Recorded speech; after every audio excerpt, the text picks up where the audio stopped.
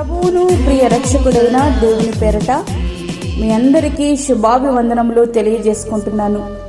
జీసస్ను creation ministries ద్వారా ఈ రీతిగా ప్రతిరోజు అనుదిన ఆహారమును మీతో పంచుకోవడానికి దేవుడిస్తున్న కృపను బట్టి దేవునికి ఎనలేని కృతజ్ఞతలు. వాక్య ధ్యానంలోనికి మనం వెళ్దాము. యోహాను సువార్త 8వ అధ్యాయము 32వ వచనం.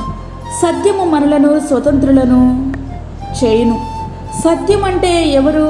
యేసు ప్రభువే సత్యము. యోహాను సువార్త 14వ అధ్యాయము 6వ వచనం. ఆయన వాక్యమే సత్యము. యోహాను సువార్త 17:17.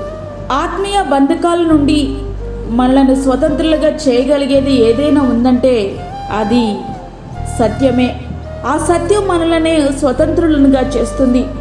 సత్యమైన వాక్యము మనలను దేని నుండి స్వతంత్రులుగా చేస్తుందంటే పాప బంధకముల నుండి. పాపము చేయు ప్రతివాడు పాపమునకు దాసుడు. యోహాను సువార్త 8వ అధ్యాయము 34వ వచనం. పాపము వలన వచ్చు జీతము మరణము, అది నిత్య నరకం. రోమీయులకు రాసిన పత్రిక 6వ అధ్యాయము 23వ వచనం. మరణకరమైన పాప దాస్యము నుండి మనల్ని విడిపించేవారు ఎవరున్నారు? పాపము లేని పరిశుద్ధుడైనటువంటి దేవుడే. ఆయనే నీ ప్రియ రక్షకుడైన యేసుక్రీస్తు ప్రభువారు.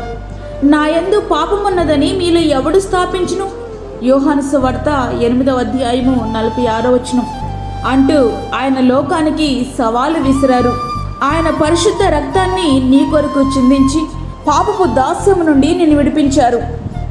అయితే ప్రియ సహోదరి, వాక్యమంటినటువంటి ప్రియ దేవుని బిడ్డ, నీ పాపముల నుండి ఆయన పరిశుద్ధ రక్తములో కడుగబడి బంధకముల నుండి విడిపింపబడిన అనుభవము నీకుందా? లేకుంటే క్రీస్తు నీకిచ్చిన స్వతంత్రంలో కూడా బంధకాల్లోనే జీవిస్తున్నావన్నమాట.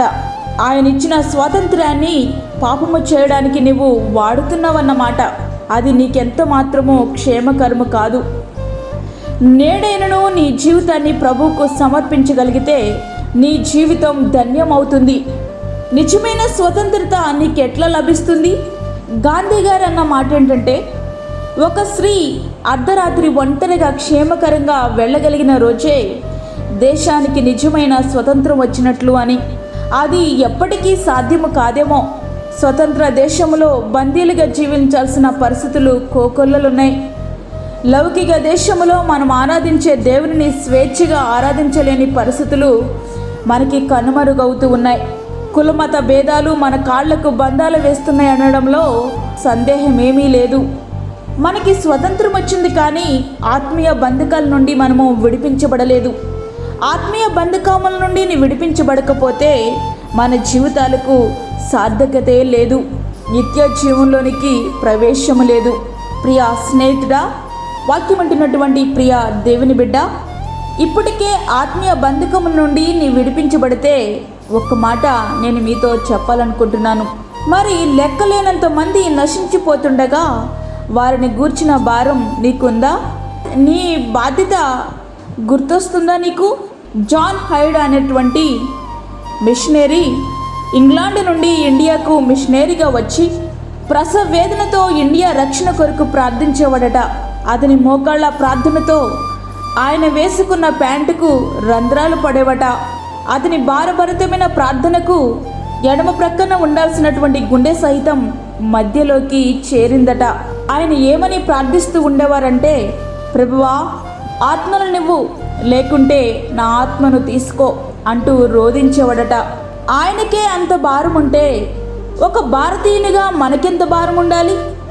మనము నేరుగా సువార్త ప్రకటించలేకపోవచ్చు, కానీ వారి కొరకు ప్రార్థించడం ద్వారా మనము అనేక మార్పులను తీసుకురావచ్చు.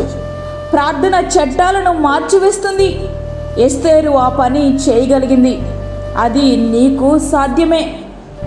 దేశ రక్షణ కోసం ప్రార్థించే యోధులు కావాలి. అది నీవే కావాలి. భారతదేశాన్ని ప్రభువుకే నువ్వు స్వంతం చేయగలగాలి.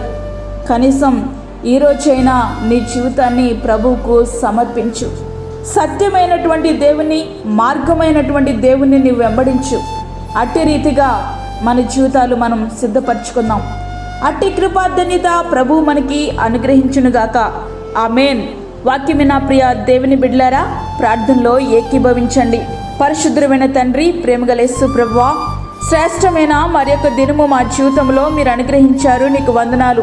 ఈ దినమంతటి కొరకు మీరు మమ్మల్ని సిద్ధపరచండి ప్రభువా. ప్రతి విధమైన శోధన, కీడు, ప్రమాదము, తెగుల నుండి మీరు మమ్మల్ని కాపాడండి.